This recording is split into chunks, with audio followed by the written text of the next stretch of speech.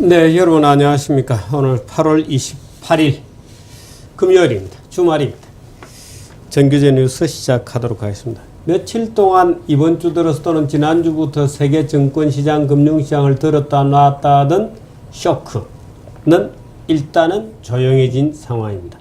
세계 증권시장들이 일제히 리바운드하고 있고 특히나 미국이 성적이 좋습니다. 3.7% 경제 성장률을 2분기에 달성했다는 보도가 나오면서 일제히 반등하고 있고 시장은 급속하게 진정되는 좋은 모습을 보여주고 있습니다. 다행이라고 하겠습니다만은 금융시장은 금융시장이고 또 실물은 실물이어서 여러 가지 걱정을 안겨주는 것은 사실입니다.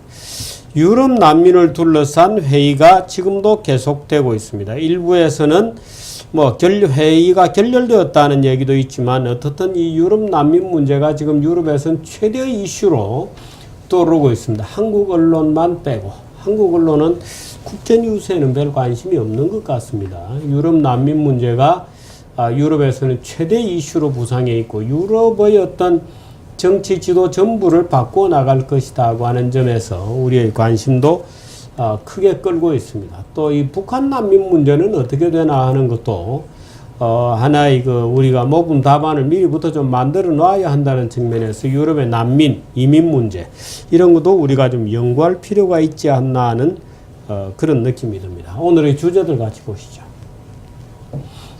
예, 오늘의 책 시안수 보고요. 그 다음에 황변의 좌익 판결을 심판한다 이렇게 제목을 붙여놨습니다만 우리 황변이 좋아하실지 모르겠습니다. 제목이 마음에 드시나요? 황변 마음에 드세요? 네, 마음에 듭니다. 예, 제목이 일단 마음에 든다고 얘기는 하십니다만 제가 제목을 그냥 이렇게 붙여놨어요. 그 다음에 김태호 박사의 남북회담 무엇을 얻고 무엇을 잃었나에 대한 남북회담에 대한 남북고위급회담에 대한 종합 정리를 한번 하도록 하겠습니다. 오늘 정규적 칼럼의 이후의 난민 문제를 보도록 하겠습니다. 오늘의 뉴스 같이 보시죠. 목록을 보시겠습니다. 정규제 뉴스 시작할 때 그때 제가 이 KBS 이승만 망명 보도에 대해서 말도 안 되는 엉터리 방송이라고 지적한 적이 있었습니다만은 방송통신심의위원회입니다. 방심위입니다. 에서 징계 처분이 내려졌다는 지극히 당연한 반가운 뉴스가 기다리고 있습니다. 경주 방패장이 준공되었다는 참 이 방패장 문제도 우여곡절이 많았습니다. 크리스토프 힐이 아주 독특한 얘기를 했고요. 그 다음 페이지를 보실까요? 중국 부동산을 둘러싸고 두 개의 뉴스가 나란히 지금 나와 있습니다. 중국 안에서는 외국으로 막 중국 자금이 탈출하는 중이고 또 중국 당국은 외국인들이 좀 국내로 들어와 달라 이렇게 또 정책을 바꾸고 있는 그런 얘기가 있습니다. 국제유가가 어제 급등을 했고 오늘도 지금 제가 확인을 해보니까 볼까요? 네, WTI가 42.23인데 오늘은 약간 마이너스인 것 같습니다. 약간 떨어지고 있는 것 같습니다. 어제 많이 올랐죠. 네, 그 다음 뉴스는 어떤 게 있죠? 다입니까? 또 있죠. 예. 인도도 요즘 굉장히 재밌는 질문들을 주고 있습니다. 인도에서는 지금 카스트 제도, 여러 가지 폭동이다 이렇게 얘기합니다만은 하층에서 폭동이 아니고 오히려 중산층에서 이 하층 카스트에 대해서 너무 혜택을 많이 준다고 지금 시위가 나서 큰 이제 난리가 지금 벌어져 있는 그런 상황입니다. 오늘의 뉴스는 글자가 지금도 컸다가 작았다 컸다 작았다 그렇군요. 9월달부터는 좀 고쳐보도록 하겠습니다. 이송현 아나운서부터 갑니다. 시작해 주시죠. 8월 28일 금요일 오늘의 뉴스입니다. 방송통신심의위원회가 6.25 전쟁 당시 이승만 정부가 일본에 망명 요청을 했다는 KBS의 허위 보도에 대해 법정 제재인 주의 조치를 내렸습니다. 방통위는 어제 전체 회의를 열어 KBS 9시 뉴스에 대한 심의를 진행했습니다. 방통위는 어제 회의에서 해당 방송이 공정성과 객관성을 위반했다고 판단해 위원 9명의 만장일치로 중징계인 주의를 결정했습니다. 정부의 30년 수건 사업이던 경주 방사선 폐기물 처분시설이 오늘 준공식을 가졌습니다. 황교안 국무총리는 오늘 준공식에 참석해 정부는 앞으로 이 처분 시설을 운영하는 과정에서 안전에 한치의 허점이 없도록 하겠다고 말했습니다. 경주 방패장은 원자력 발전소에서 사용한 부품이나 작업복 등 상대적으로 방사선 수치가 낮은 폐기물을 최대 10만 드럼까지 영구 보관하게 됩니다. 지난 2분기 국내은행의 신규 발생 부실 채권이 5조 8천억 원으로 나타났습니다. 금융감독원이 오늘 발표한 2015년 2분기 말 국내은행의 부실채권 현황에 따르면 국내은행의 2분기 신규 발생 부실채권은 1분기 대비 1조 4천억 원 증가했습니다. 전체 부실채권 규모는 24조 원으로 1분기 말 24조 7천억 원 대비 감소했습니다. 차이나 쇼크가 발생한 뒤 아시아 신흥국 가운데 우리나라에서 외국인 주식 투자 자금이 가장 많이 빠져나간 것으로 나타났습니다. 중국이 위안화 평가 절하 조치를 단행한 뒤 11일부터 26일까지 국내 주식시장에서는 29억 321만 달러의 외국인 자금이 빠져나갔습니다. 대만이 14억 2,622만 달러로 그 뒤를 이었고 태국 9억 8,026만 달러, 인도네시아 6억 6,093만 달러 순이었습니다. 네, 우리나라가 대만보다 거의 2배 가까운 자금이 빠져나갔군요. 몇 가지 뉴스에 대한 멘트를 좀 드리면, 이 KBS는 지금 방송 이 왜곡이 굉장히 심각합니다. 작년에 그 총리 후보에 대한 그 조작 방송, 총리가 친일적 발언을 했다 또는 민족 폄훼하는 발언을 했다. 문창극 총리 후보 때 얘기죠. 라고 그야말로 악마의 편집을 했습니다.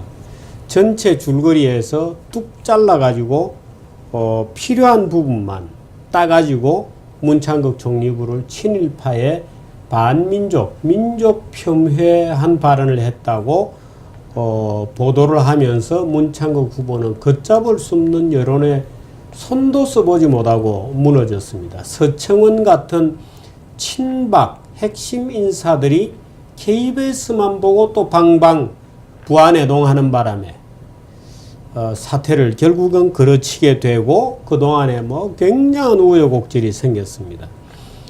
그 최근에 그 남북 고위급 회담에서 그런 얘기가 있었습니다만은 그 당시 KBS의 왜곡은 도를 벗어나는 것이었습니다. 말하자면 이런 왜곡이었습니다. 예수가 이렇게 얘기했죠. 성경책에서 죄 없는 자 있으면 나와서 저 여인을 돌로 쳐라고 얘기했습니다. 예수는. 근데 KBS는 죄 없는 자 있으면 이라는 앞 문장을 빼버렸습니다. 누구든지 나와서 저 여자를 돌로 쳐라는 문장만 가지고 KBS는 이렇게 보도한 겁니다. 예수가 말하기를 누구든지 나와서 저 여자를 돌로 쳐라고 얘기했다. 예수는 폭력 사주했다. 이런 식으로 보도한 거나 똑같습니다. 예를 들어서 문창극의 당시 발언은 이런 것이었습니다. 한국 사람들은 정말 게을르고 더럽고 비참해 보인다. 뭐 이런 요지의 발언을 했습니다. 그런데 실제 발언은 뭐냐면 한국 사람이 마치 그런 것처럼 보이는데 만주에 가서 한국 사람들이 사는 걸 보면 정말 깨끗하고 부지런히 일하고 열심히 산다. 왜 그런 차이가 났냐? 한국에서는 가혹한 가렴주구와 관료들의 부패와 양반계급의 착취 때문에 그렇게 되는 거다. 이런 제도를 고쳐야 되는 거다. 이렇게 얘기한 거를 다 빼버리고 한국 사람은 게을르고 더럽다. 그 문창극이 얘기했다고 보도를 합니다.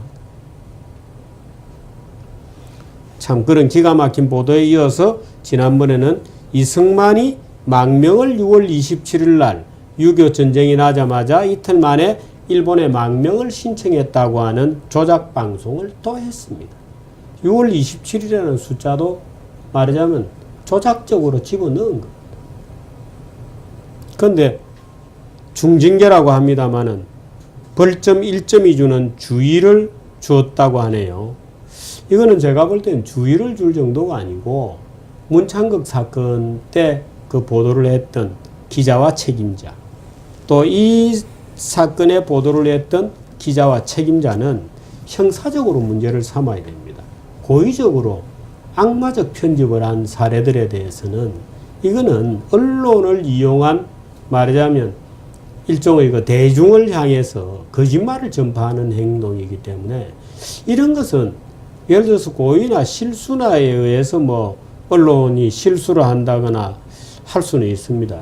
뭐 업무상 실수를 할 수 있는데 이거는 고의거든요. 고의가 되면 이거는 보호받을 언론 자유에 저는 들어가지 않는다고 봅니다. 그래서 그런 얘기를 좀 드리고 싶네요. 네, 다음 뉴스 주시죠. 크리스토퍼 힐 전 주한 미국 대사가 다음 달 박근혜 대통령이 중국 시진핑 주석과 정상회담을 할 때 통일 문제도 논의해야 한다고 주장했습니다. 힐 전 대사는 기고 전문 매체인 프로젝트 신디케이트에 올린 글에서 박 대통령이 시 주석과 논의할 의제가 많겠지만 북한 김정은 정권이 보여주는 최악의 리더십을 감안하면 통일 한국과의 궁극적 국경 문제가 어떻게 될지에 대해 대화하는 것은 좋은 생각이라고 말했습니다. 또 북한은 일정 시점이 되면 어떤 형태로든지 국가로서 기능할 수 없어 한국에 흡수될 것이라고 덧붙였습니다. 네, 크리스토프 힐도 아마 좀 내용을 알지도 모르겠고 옛날에 그 우리 한국은 사실 이 대화의 상대가 안 되었고요. 이번에 이제 박근혜 대통령이 중국을 갑니다만은 저는 박근혜 대통령이 중국에 대해서 요구할 것은 좀 요구를 하고 북한의 급변 사태에 대해서 어떤 그 말하자면 시나리오를 한국과 중국, 북과 일본이 미국이 미중 한국 3자가 북한의 급변 사태에 대한 뭔가 이거 시나리오를 만들어야 됩니다. 예를 들어 북한의 급변 사태 때 북한 지역에는 한국군만이 들어갈 수 있다. 또는 중국은 그때 어떤 협조할 사항이 있다. 중국의 진주는 안 된다. 또 미군은 어떤 기능을 한다. 하는 것이 어느 정도는 사전에 좀 충분히 조정이 되어 있어야 되는 것 아닌가 하는 그런 느낌을 받아서 지금 크리스토프 힐 대사는 국경 문제에 대해서 논의해야 된다. 뭐 통일한국이 한국과 중국 사이에. 그런데 물론 국경 문제만 얘기하는 것은 아니겠습니다만은 그 외에도 기본적으로 북한의 급변 사태에 대해서 미중 한국이 어떻게 그 문제를 다룰 것인지에 대해서 적어도 최소한 좀 기본적인 합의는 좀 있어야 된다는 생각을 늘 가집니다. 실제로 뭐 5km다, 뭐 20km다, 평양을 포함한 100km까지 중국이 들어온다, 웃기지 마라. 뭐 중국이 들어올 때 유엔 평화유지군 모자를 절대로 쓰고 들어오게 해서는 안 나갈 가능성이 많으므로 절대로 그런 모자를 써서는 안 된다. 별하별 이제 여러 가지 주장들이 있고 또 그동안에도 논의된 선들이 있습니다. 예를 들어서 만주로 어떤 북한 내에 어떤 급변 사태가 만주로 터질 가능성이 있기 때문에 중국으로서는 또 이제 상당한 압박이 필요하다고 느낄 수도 있고 또 어떤 급변 사태 때 예를 들어서 어떻게 제어하고 통제하느냐, 북한의 핵무기는 어떻게 접수가 되느냐, 뭐 이제 이런 것들에 대해서도 사실은 미리 좀 대비책이 있어야 될 것 같습니다. 그런 얘기를 아마 크리스토프 힐이 강조하는 것 같죠. 네, 다음 뉴스. 중국 부자들의 막대한 자금이 안전한 투자처를 찾아 외국 부동산으로 몰릴 가능성이 커졌다고 월스트리트 저널이 전망했습니다. 최근 불거진 중국의 증시 폭락과 경기 부진 우려로 중국 내 자금이 상대적으로 안전하다고 여겨지는 외국 부동산으로 옮겨가고 있다는 설명입니다. 실제로 올 들어 미국을 제치고 중국 부자들의 최대 투자처로 부상한 호주는 부동산으로 막대한 중국 자금이 유입되고 있습니다. 중국 정부가 외국인의 주택 구입 규제를 10년 만에 완화합니다. 오늘 중국 관영 경제참고보에 따르면 주택 건설부 등은 외국인 부동산 구매자들이 은행 대출이나 외환 거래 시 등록자본금을 모두 지불해야 한다는 규정을 삭제하기로 했습니다. 또 당초 중국은 1년 이상 거주한 외국인에 한해 한 채의 주택을 구매할 수 있었는데 앞으로는 1년 미만 거주 외국인도 집을 여러 채 살 수 있게 됩니다. 이번 조치는 부동산 시장 회복과 외국인 자금의 중국 이탈을 막으려는 목적으로 풀이됩니다. 네, 어제 오정근 교수님하고 그 중국 경제에 대해서 얘기하면서 중국 이 주택 건설 실적을 봤죠. 그리고 그 막대 그래프로 집들이 굉장히 텅텅 비어 있다. 엄청난 집들이 지금 많이 지어졌는데 과잉으로 지어져서 빈집들이 엄청나게 쌓여지고 있다 이제 그런 얘기를 했습니다. 그래서 그 빈집 해소 대책으로 외국인들에게 주택 좀 사달라, 좀 편하게 해주는 그런 규정이 나온 것 같습니다. 일부 정규제 뉴스는 여기서 맞고요. 광고 듣고 고도현 위원을 만나보도록 하겠습니다. 스파클링하면 생기 있어지고 맛있어지고 건강해지고 행복해집니다. 당신의 생활에 스파클링이 필요한 순간 정수 얼음은 물론 다양한 농도의 스파클링을 바로